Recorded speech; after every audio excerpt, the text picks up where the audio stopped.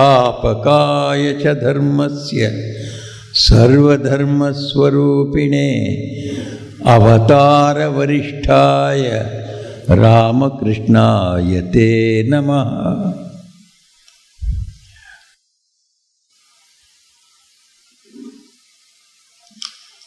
My dear monastic brothers, my very dear brothers and sisters, today is the 153rd birthday of Swami Vivekananda. We have been celebrating in a very, very interesting manner, right from morning 5 o'clock, one after another. Different celebrations were there, different way of celebrating the birth of Swamiji. We had singing in the temple.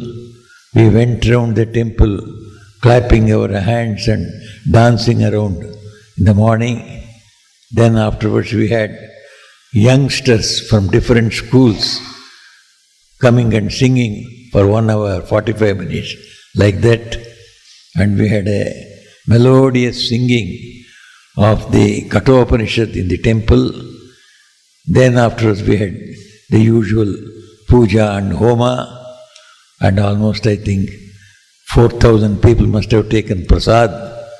And by the time it was over, then we had a very interesting celebration of our LAP, the leprosy affected patients. Once upon a time they were affected with leprosy, now they have all become normal due to our volunteers and doctors helping them in every way. Since last 27 years we are doing this leprosy rehabilitation work. So about 1,200 lepers have been rehabilitated, and they are having their own residences. They are living a very honorable life. We have tried to help them to get out of their disability, and by the will of Sri Ramakrishna, new doctors have come with new researches in helping these leprosy patients. We had just about three years back one doctor from Madras who was doing research how to reconstruct we came across a homeopathic doctor who gave some homeopathic treatment so that the wounds can be healed up. So that worked well, and the leprosy patients were very happy with that one. Then immediately after that, one of our research researchers, he came out with another medicine, and it is an allopathic medicine. With that one, he said, I can regenerate the nerve system. The earlier one only healed the wounds, but then again wounds can open, and the nerves that had died there, so that could not be rejuvenated by the homeopathic medicine. But this medicine has rejuvenated the very nervous system. Today also one lady was telling, you see, 7 years, 8 years back when I came here, I would not walk. Now my nerves have come, I am able to walk and I am enjoying it. So there were about more than 120 LAPs, leprosy affected patients, but they are all now cured. So they come, and if you had seen that, some of you must have seen, whenever I see those groups they come, they meet us once in a month or sometimes twice in a month also. We counsel them how you have to keep yourself away from danger, how you have to improve things, those that are improving, those that are already improved. So we create them opportunities so that they can stand on their own feet. Each one has her own trade or his own trade. So we help them in conducting the trade. They earn their own living. And then we have formed about 12 self-help groups among them. Only for lepers, the leprosy affected patients, self-help groups can be formed by which, they can have bank accounts from which they can draw, they can, with very low interest, they can build their own houses, they can overcome their small difficulties in financial difficulties. 12 self-help groups means 12 groups have been formed. Each one has a bank account. And today, of that volunteer who is in charge of them, he announces they have deposited 12 lakhs of rupees in the 12 account. So, everybody is confident. No, whenever we want money, earlier they used to go to the money lenders and then we would take a small amount which they would never be able to repay. So much was the interest and so much was the deceitfulness there. Now they have all overcome all that problems. And when I looked at them, whenever they come once in a month, I see them. When I see, it appeared as if they were all postgraduate students. They are because aged people. I thought postgraduate students in the postgraduate hall, there's 120 people are sitting. So disciplined, so silent, and so inquisitive to hear every word that you say. So we have today brought them, and then all of them were given new saris, ladies, and other new dresses for the gents, and then they were all dressed in that new dress, and some people, some visitors, distinguished visitors had come. So that was one of the very interesting the celebration we had. And one of our Swamis remarked, you see, who would have been the happiest person to see this function that is held today with this LAPs? Then the Swami himself said, Swami Vivekananda. He would have appreciated this way of celebrating his birthday. His birthday he would not have relished by simply doing homa. That in all the temples, all the religious institutions, you find homa. And then prasad being distributed. And devotees come and take it. They sing his glory. All this is there. It is available everywhere. But what was Swami Vivekananda's way of celebration was, see God in man. He is there before your eyes. Serve that man, thinking that God is inside him. Think the service to man is worship of God, he said. Service to man is service to God. That was the earlier version. He said service to man is worship of God, he said. God himself is worshipped. Exactly as you earn punya, going into the temple and offering fruits and flowers and then worshipping God in the temple, exactly you will earn punya if you just give one medical help to a medical patient, or educational help to a needy student, or any other needy person helped in a proper way. That is worshipping God in the living man. So that Swami said very significantly that the happiest man today to see that celebration would be Swami Vivekananda. So this is how we have been enjoying the celebration of Swami Vivekananda from morning.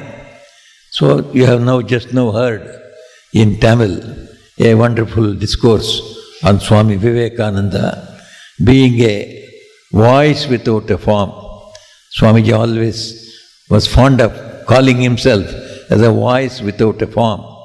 In fact, voice without a form means what he exactly meant was, he always stressed on the principles than personalities. We always in his letters also you see, or in his many teachings, he always says, the misfortune of this human beings is, whenever a great person comes, prophet comes, or an incarnation comes, he gives a wonderful message for centuries for people to follow and become better. What these people usually do is, they will forget his message, they will catch hold of the personality. They go on worshipping the personality. Oh, my guru is the greatest guru. Because my guru was a king, your guru is not king, so my guru is great. They go on quarreling about the personality. Whether Christ is greater, Krishna is great, Rama is greater, Rahman is great. going on fighting out personality. The fight would not have been there if we had taken the teachings of Rahman and Rama or Christ or Krishna. If you take the teachings, you will never quarrel. They all tally with one another. That's what Swamiji called as voice. Voice is the principle. The principle is more important. Swami about Sri Ramakrishna. Swamiji loved Sri Ramakrishna as a person. Swamiji in several places expressed, no greater perfect person came into this world as Sri Ramakrishna. The whole last 20 centuries you just see, no one has been so much perfect, all-rounded, perfect person in every way as Sri Ramakrishna. He had so much love for his personality, but simultaneously he would write, I would not mind if people did not accept Sri Ramakrishna as an incarnation. I would not mind if he is not accepted as the greatest spiritual person. But if they can accept his teachings, I would be very glad. That is more important. So Swami Vivekananda, when he said, I am a voice without a form, he always said, take my teachings. I am great, you appreciate me, all right, you consider me as your idol, you want to be like Vivekananda, you part your hair like him, you have dress like him, go to Chicago and then go around the world. You do all that. He would not mind it. But take my teachings, you read my teachings and try to mold your life. Help others also to take these teachings. Because these teachings is the thing that goes into our mind, from mind into our heart, and from our heart it changes our life. We must change our lives. Swami Vivekananda was the person who said, religion is realization. Standing on the platform of Chicago, he said, Hindu does not believe in dogmas and doctrines. He does not believe only in beliefs. He wants, if there is a God, to see that God. If there is an Atman, want to see that Atman. If there are laws of karma controlling the lives of humanity, he would like to know that law of karma. He would not just rest on beliefs and on dogmas. He would like to realize it. If there is a God, he would like to see God. Then how will he see God? In his paper on Hinduism, one of the great papers he presented, that is the paper he presented, the others were all lectures. He presented a paper on Hinduism about which Nivedita said, when he started, it was some ideas about Hinduism. But when it was concluded, he had given the Charter of Hinduism. Charter of Hinduism on which all the Hindus can feel we are one. Vaishnavaites, Shaktaites, and Shaivaites, the Vishittadvaitin, Dvaitin, Advaitin, whole of Hinduism can feel one with that Charter of Hinduism Swami Vivekananda gave. And Sister Nivedita wrote, when he concluded the speech, new Hinduism had been created. That is the Hinduism we are all following today. All over the country, we are feeling we are one. That oneness has come after Swami Vivekananda. He has established that whoever calls himself as a Hindu, we all belong to the Rishis, to the Vedas. From Vedas our religion has come. Vedas are nothing but the expression of people who have realized God. Just like Sri Ramakrishna used to speak to God, Rishis used to speak to God, Rishis used to see God. And whatever they have heard from God directly, they would tell. And that their disciples used to keep in memory. So from memory to memory, from down it would come in a hierarchy. That is how it's called Shruti. Heard. It was never recorded. It was never printed. The Vedas were not printed for thousands of years. But they have remained intact for thousands of years. Only recently, since the last 300, 400 years perhaps, they have gone into black and white printing. Maybe 300 years back also they were all written on palm leaves. So it was written much later. It was all remembered. So the Vedas means it is a knowledge that was realized. That is why we give so much of importance to Vedas, Swamiji said. So when in the West he said, we consider Vedas as eternal. Then people started asking him, how can Vedas be eternal? It's a book. Any book, how can it be eternal? It has been written by one person or one group of persons. That group of persons must have lived in some part of history, some point of history. So it has started from there. How can you call Vedas eternal, infinite, always it has been there? Swami Vivekananda said, hey, Vedas are not books. Vedas are the spiritual knowledge of the rishis, spiritual laws of the spiritual world. He gave an example. Newton found out gravitation law, you say. Before Newton was there no gravitation law? It was there. Only he gave expression to it. He gave expression to it. And then he said the gravitation law is such and such a... this is the extent of this law. He gave a mathematical expression, that's all. But gravitation law was there. If Newton was not there also, it was continuing. After Newton's death also it is there. Similarly, he said, Vedas means the spiritual knowledge. It is there, that was given expression to by the rishis. So it was called Vedas. It came by way of rote, by way of memorizing. Then afterwards it was put into writing. Now you find it in a book form. This book is not the Vedas. The laws of the spiritual world is the Vedas. It was eternal. It is there eternal. What was there millions and millions of years back to realize God, the same rules hold good today also.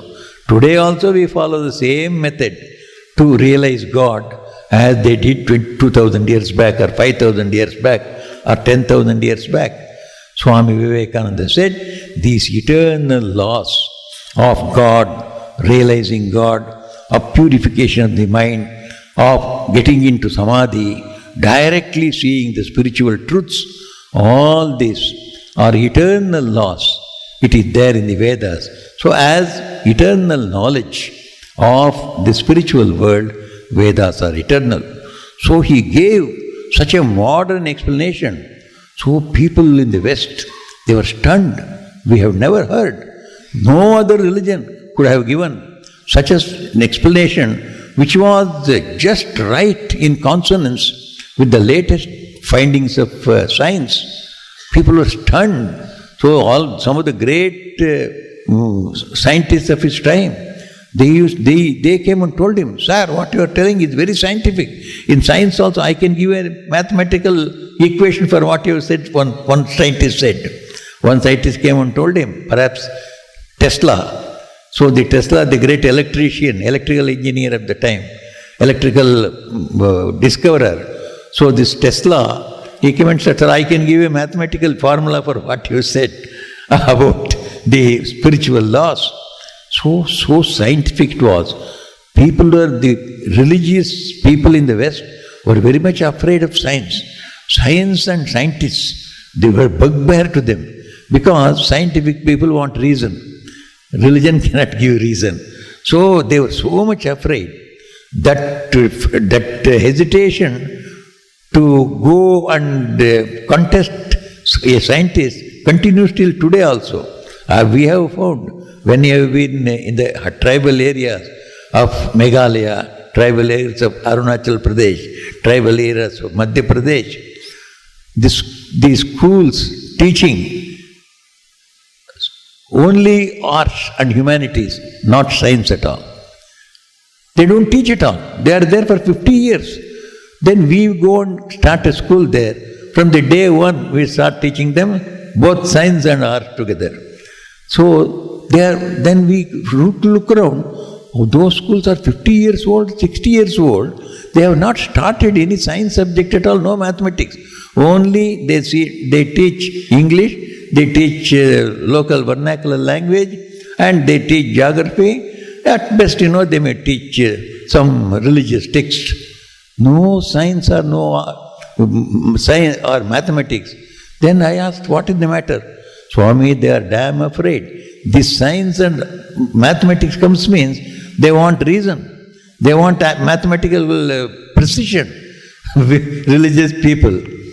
The religions other than Vedanta, they are very much afraid of reasoning. So Swamiji stunned everybody by talking in the very mathematical language. One of the persons He remarked about Swamiji's lecture. He argues his arguments like a mathematician would come to the conclusion and write QED in the end.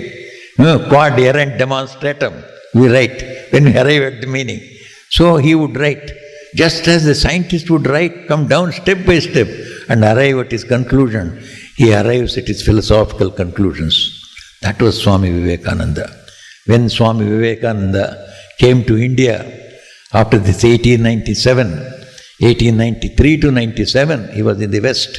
He started with Chicago Parliament of Religions, then in America almost 3 years he spent, and 2-3 visits to London he gave, London and Europe, France.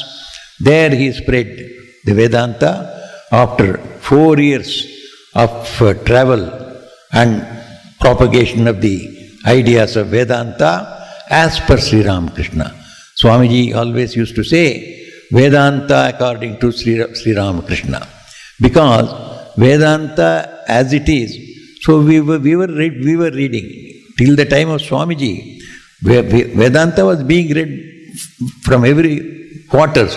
So many universities also, no university had Vedanta, but there were so many great Pandits and Sanskrit schools were there. Tolls they used to call, and Pandits used to discuss Vedanta.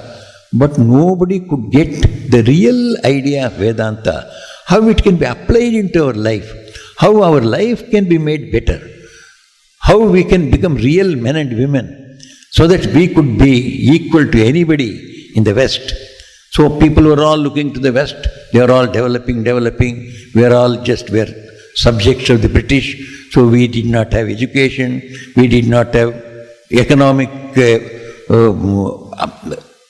development, so we were poor, poverty-stricken, we were suffering like this. But we had the Vedanta, we did not apply it at all to our life. All these Pandits, what they were doing, all these institutions that were discussing Vedanta, what were they doing? They were simply discussing what is called as chewing the already chewed one, chewing the cud. So chewing the cuds they were doing, they would not find out what exactly the meaning of this Vedanta. It was Swami Vivekananda and before him his Guru, Sri Ramakrishna, who went into the very heart of Vedanta. Sri Ramakrishna went into the heart of Vedanta and he said, the famous statement of Vedanta, which everybody discussed in those days was, Brahma Satyam Jagan Mithya. Brahman alone is true. The world is false. Mithya is false. So everybody thought this world is Mithya, it's false. World does not exist. The world is only a sort of an apparent existence it has, just like dream. Dream is for a short period. When you get up, the dream is gone. Or like a magician's magic. When the magic is over, all the things of the magic are also over. The rabbit he produced, it disappears. The mango tree produces, disappears. The 10,000 rupees note she produces and gives, that also vanishes. As soon as the magic is over, all things vanish. So they said this world also is like that. It is all only magic, only Brahman is true. This was the interpretation they gave. Swami Vivekananda, Sri Ramakrishna said, how can it be? It is God's creation. God has created this world. That's all the Vedanta say. All the Vedas say, Tadeva anupravishat. God created this world and He entered into this world. This is what the Upanishads say. If the God Himself has entered into this world, how can it be an illusory thing? That is how Sri Ramakrishna said, God is true and this world also is as true as God. God in one form is what we see as Brahman in meditation, and what we see with our eyes open is another form of God. It is His Shakti. He told God and His Shakti are not two different things. They are like two sides of a coin. You cannot separate them. If you have the head and the tail, so head and the tail will always be there for every coin. There can be no only one side. I will have only head, I will not have the tail. No, you can't. You have to have both. They are only called two sides, but they belong to one coin. Like that, Brahman and Brahma Shakti are inseparable. When you see Brahman, we call it as Nirguna Brahman. We see that only in Samadhi. You cannot see with open eyes, you cannot see Brahman. But with open eyes, what do we see? The Shakti, the power, the same Brahman appears in another form with an inscrutable power. What is that power, inscrutable power? No one has been able to explain it. Anirvachaniya. Shankaracharya said, Anirvachaniya. Therefore, Shankaracharya's philosophy is called Anirvachaniya Vada. It is called the philosophy of Anirvachaniyata, indescribableness. This power of God is, what is that power of God? Is it one with God? If it is one with God, so how can the world can be created? Because Brahman cannot appear as in two forms, one without form and one with form, appearing as only one Brahman. And with so many of us saying so many beings are here, the many and the one cannot become one. So, then is it separate? If it is a separate existence, this power of God, then Vedas say there is only one. Brahman alone in Advaitam. There is no second at all. There is only one, and that is Brahman. So that becomes false. It cannot become false. It is an experience. So God alone is there, is true. But what about this world?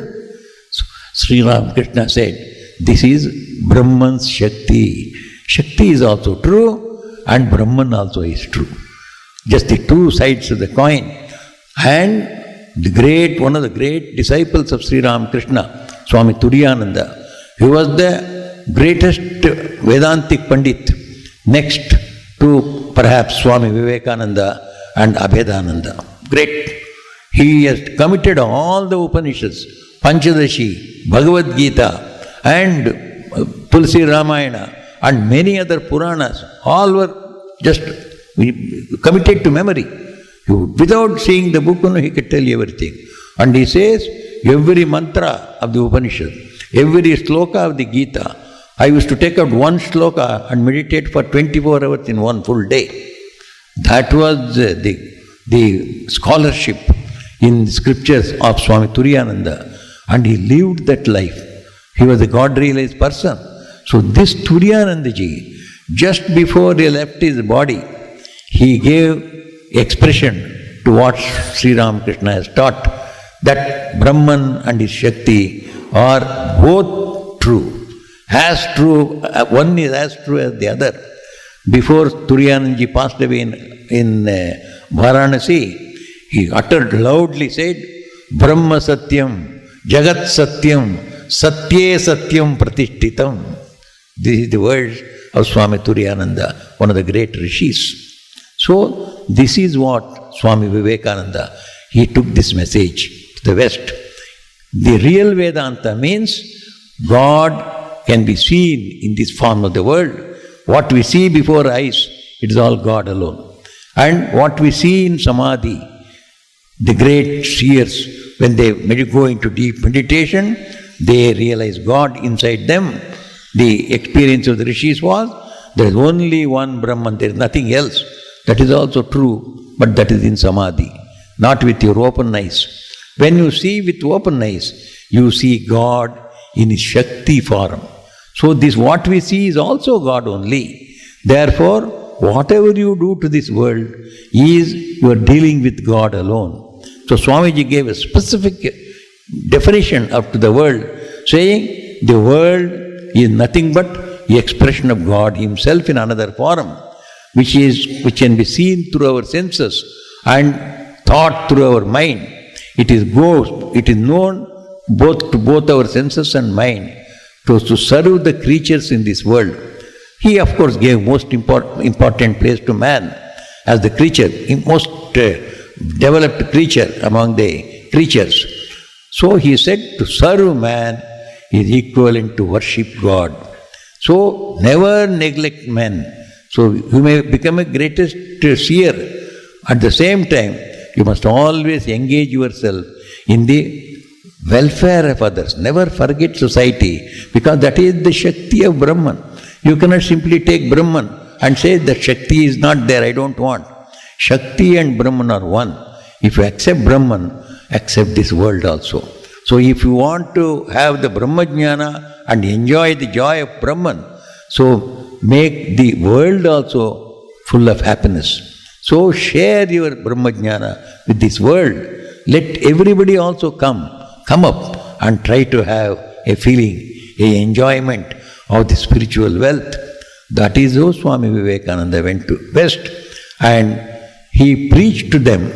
He saw there so much of development of science and technology. Science and technology had given so many gadgets to them, so many facilities to them. There was train was there was electricity was there, wireless was about to be found out, and electricity has practically created revolutions there.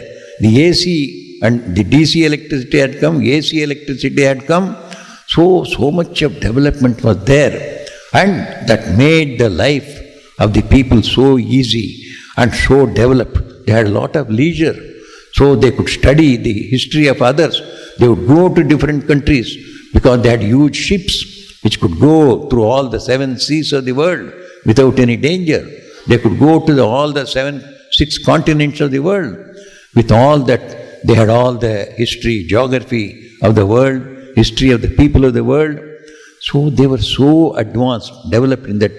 But if you looked at the spiritual side, if you looked at the relations between man and man there, it was almost at the lowest level. There was no love between one another. They were just so much indulging themselves in the sense pleasures, in the external things, so they never felt that like them, what is happening in the other parts of the world. At the same time, they were just progressing. A few countries in the Europe, and of course America also, the North America only, they were progressing. What about the South America? It was just wallowing in poverty. So many parts of Africa, almost 3/4 or almost 100% of Africa was in uneducated state. They were just remaining as the tribals of our country. India, they had come and colonized and was exploiting India. And India also, there were so many areas where there was no education, there was no culture. So some corners, nooks and corners of India. Then Australia was lying fallow. So these people never bothered about them. They were just thinking, oh, we are forward, let us be forward. And Swami Vivekananda saw this. So you are just being proud of your physical growth only. What about your intellectual, spiritual and moral growth? Have you no moral responsibility to the other humanity elsewhere? Should you be spending 20 times or 30 times more than any single man in any other part of the underdeveloped world? What we are, one person, what 40 persons can enjoy it here, one person there in America or in England would be enjoying. But they never felt any conscience at all about it. So he said, how is it that you have no love for the brother man who is suffering there? Because of your mechanization of your life, you think only physical senses and physical enjoyments are the only enjoyments. But after all, these physical enjoyments will leave you. What are you going to achieve with this human life? You must develop love for everyone. You must be able to help everyone. When you are rich, that does not mean all the riches are given to you. It is given to give in help to others also. You are only a trustee of your wealth. So feel for your other people who are not having anything. So he stressed this point. In America itself, he found Negroes who had gone from Africa, who had been transported from Africa as almost like animals. So they had built up the whole of America. Swamiji saw these Negroes being dealt in a very, very bad manner. Swamiji did not speak because he didn't want to speak anything negative. He wanted to speak only positive things. In one or two of his letters, he has referred to this point. I found the Negroes being treated so badly, almost like animals. That was happening. How did it happen? In an advanced country. So they should have shared what they had. They could not share because the spiritual side was not there. Their human relationship was not growing. So each one was indulging in the spiritual, in the sensual enjoyments. They thought it's enough. So we are happy. With the result, the brethren is suffering in his own country, brethren in the other countries are suffering. They were oblivious of that. Swamiji warned them. No, this is not the way. You have progressed in science and technology. You have to develop your heart. Otherwise, your society itself will decay. If you know you don't love the Negro who is suffering now, a time will come when you will not love your own brother. Even a white man also you will not be able to love. Because each one wants to enjoy his own life. What does he care for his brother, whether he is happy or not? This time will come. So now itself you correct yourself. You develop your spiritual side. We are, all of us are children of God. We have to keep this in mind. Humanity is one. So we have to love one another. That can come only with the idea of Vedanta. That we are all the children of one God. We are all the part and parcel of that one Brahman. So you cannot hurt one part of the Brahman and feel yourself happy. So some insect bites your finger or toes. So suppose your brain says, it is only toes it is biting, I don't care. Afterwards, it will bite your thighs. It is biting the thighs, I don't care. Afterwards, it will go and bite the head itself. And then you will die. So the biting is for the whole body.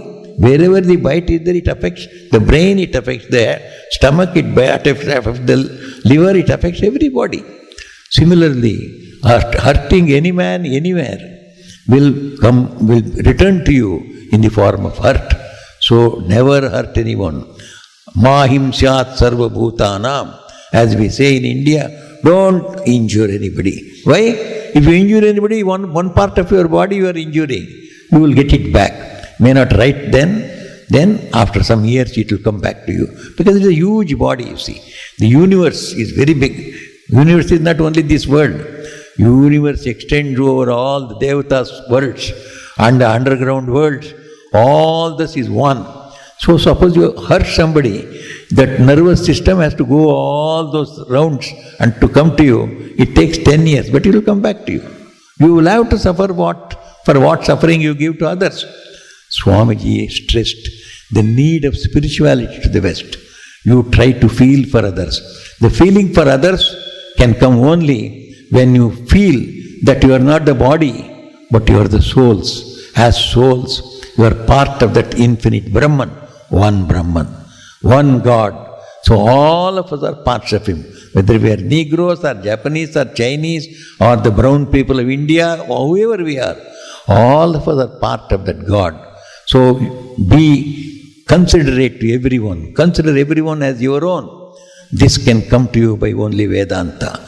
So Swamiji placed Vedanta before them. He said it is very necessary for you to follow this. Otherwise, only science and technology has given you material power. And it has given you a material outlook. You have to outgrow this one. Develop a spiritual outlook. This material to be controlled. It should be utilized only for the good of others.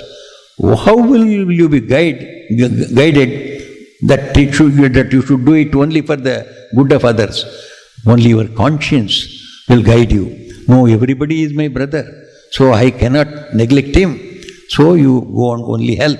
When you feel this brotherhood, universal brotherhood, then only the world is safe. Otherwise, world is not safe. Material power is there. I can use my military power to go and colonize anywhere. That's how the Britain colonized Africa, colonized India, colonized Ceylon, colonized Burma, colonized Australia, because they had military power. If they had the spiritual sense, I have no business to go and colonize others just because I have got a few guns with me or big armory with me.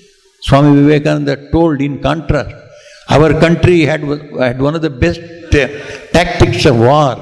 We had a Rananiti, we had a science of war with us, and we had developed every type of formations in the army. but we never crossed our borders to go and conquer any other nation. Show me any other nation in this world, in the history, which has not crossed its borders when it was strong to go and colonize others. India did not.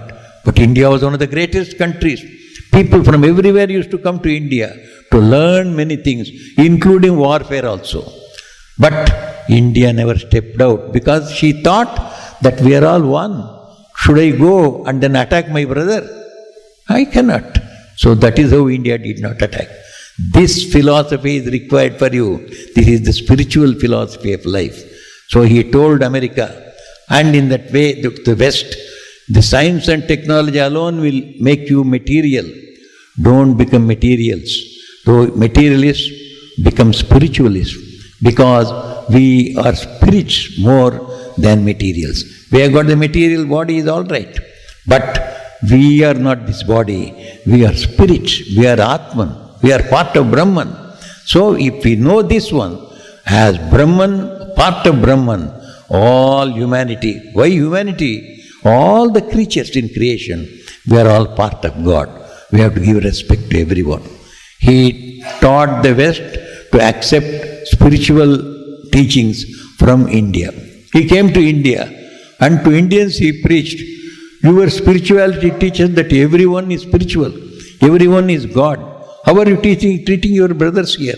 We were just discriminating in the name of caste, creeds, and then throwing them out of the society, not allowing them to take water from this well or come and join his public school. So much of discrimination, so much of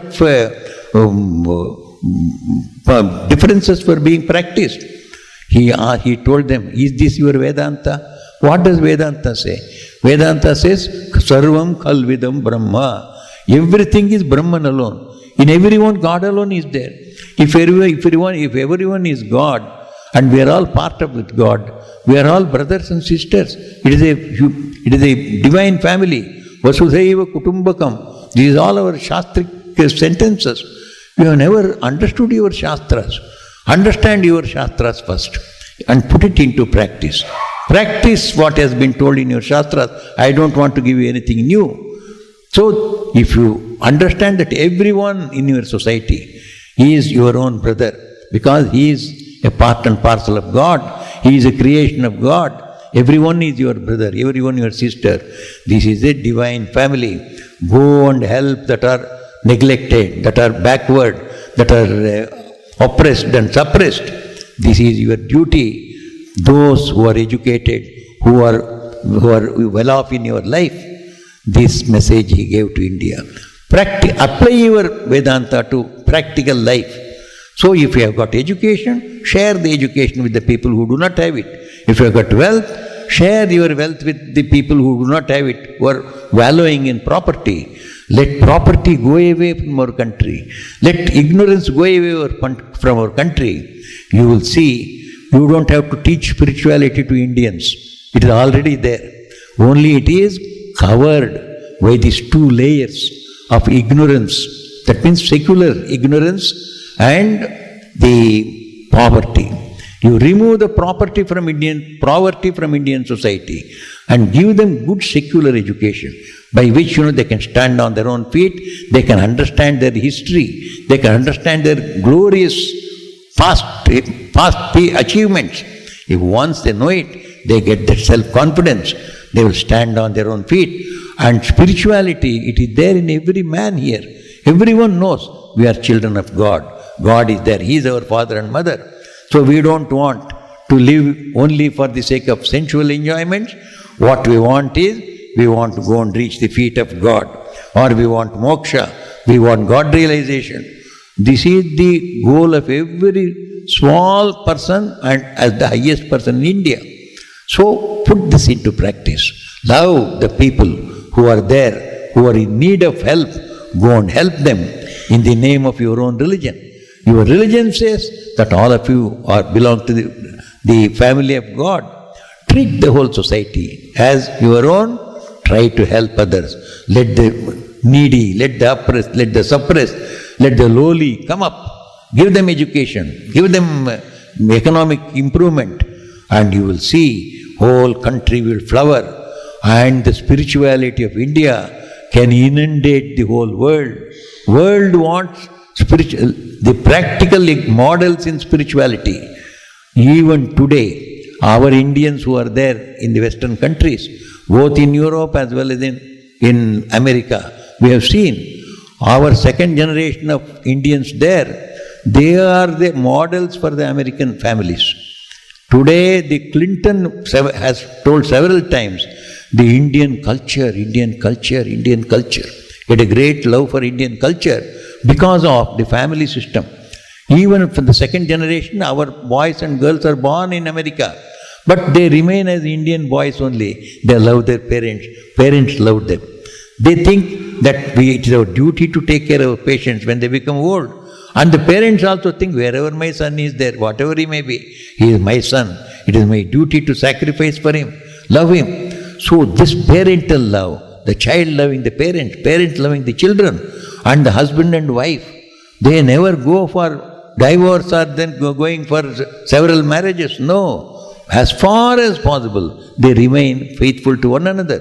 In America, you can see such nice families. So the Clinton used to refer to that one. The model for the American families is the second generation Indians here, he said. Where did it come from? Because of that spirituality that is in our culture. So Swamiji told Indians, this is what you have to do. You overcome your ignorance, you overcome your poverty, then every one of you can be a spiritual teacher. We don't have to go and teach like Swami Vivekananda from the platform of Chicago. You go and marry and live there in America, but live a normal Indian life. You will be models for all of them. This is what is required today. Our Indians must realize we have got a great spiritual culture, the need of which is there felt in the West. And we should not say that spiritual culture is with us, we don't want anything. We have got our poverty, we have got our ignorance, so we have to overcome this one. So we must get help from the technology and science, which is there in the West. So the West must give us technology and science. In return, we will not accept it as beggars. We will give them in return spirituality. Let them learn spirituality from us, so let them give us technology and science. So it will be an equal barter. They will give us one thing, we give them. We will be on equal terms. This is how Swamiji gave us an international mission. He built a bridge between the East and the West. East has got something to do, spirituality, and West has something to give, the science and technology. So let both of them exchange one another.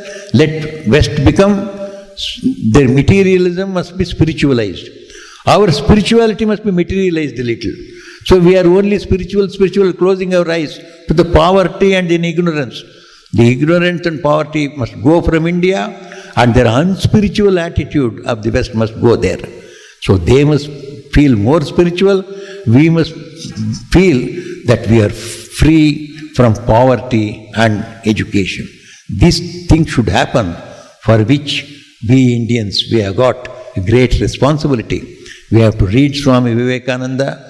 We have to be inspired by him. And Swami Vivekananda gives us how we should live. He gave before us, with that one I will close, he gave us in an aphorism form, in a sutra form. All of you live with two mottos before you. Have these two mottos in your life. One is, you must become spiritually perfect.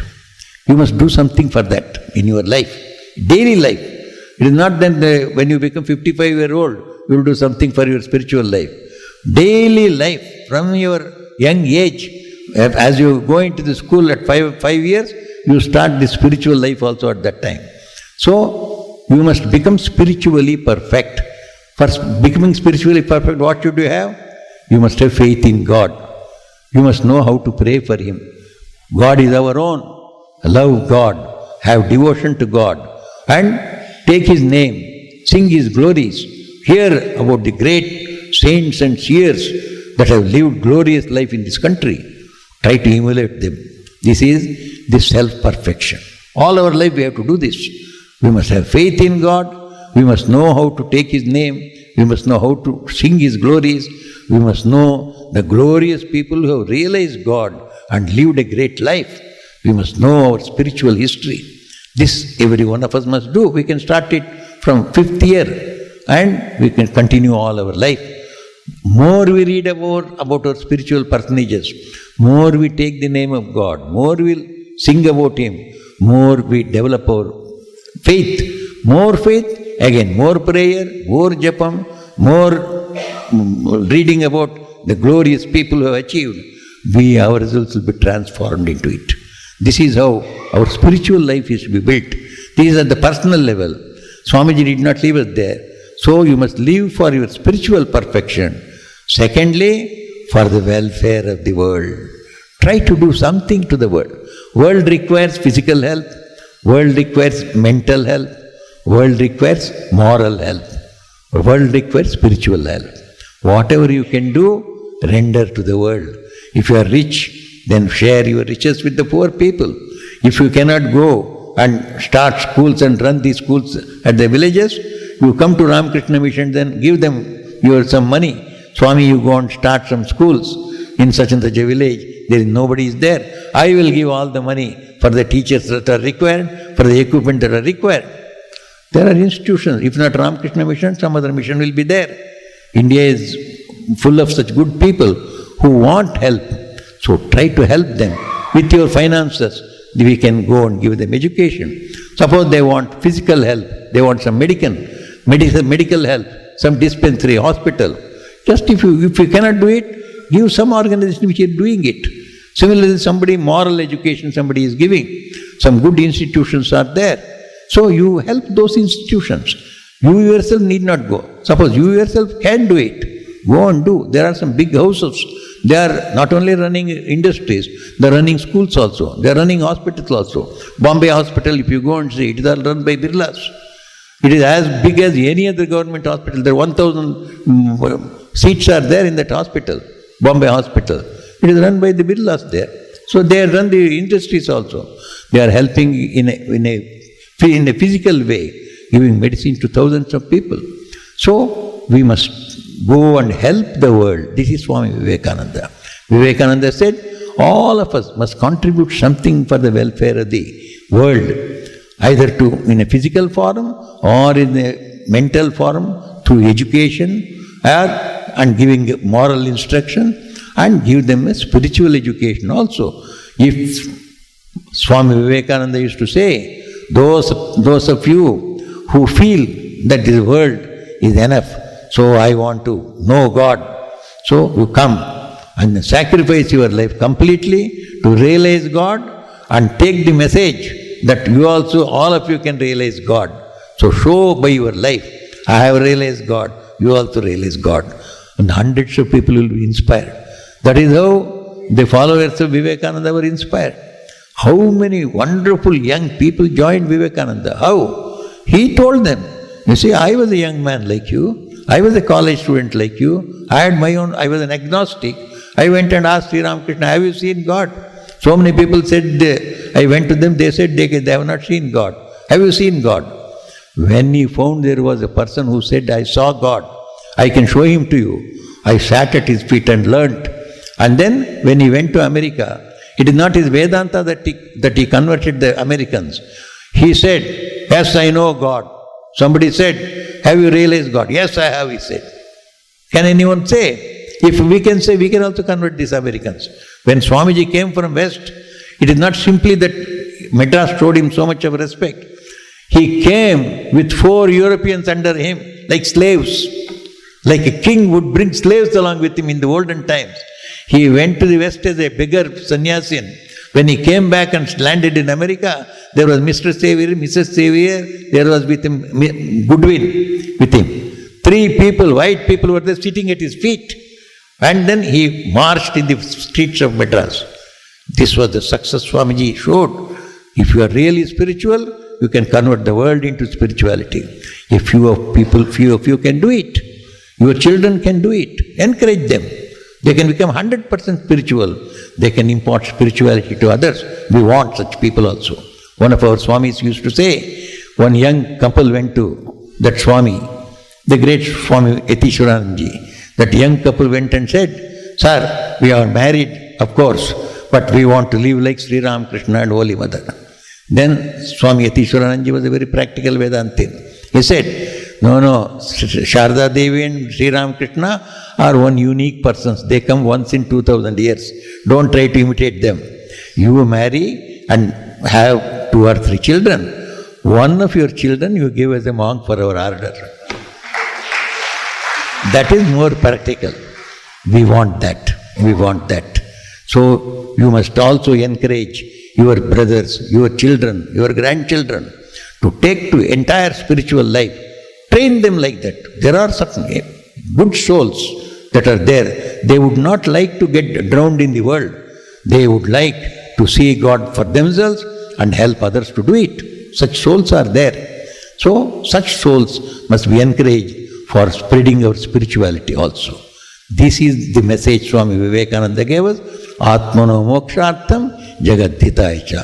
Develop yourself, help the world also, then you will see individually you will be satisfied and your society also will be happy. This is how we can make our country great. We can contribute to the world by making our country great.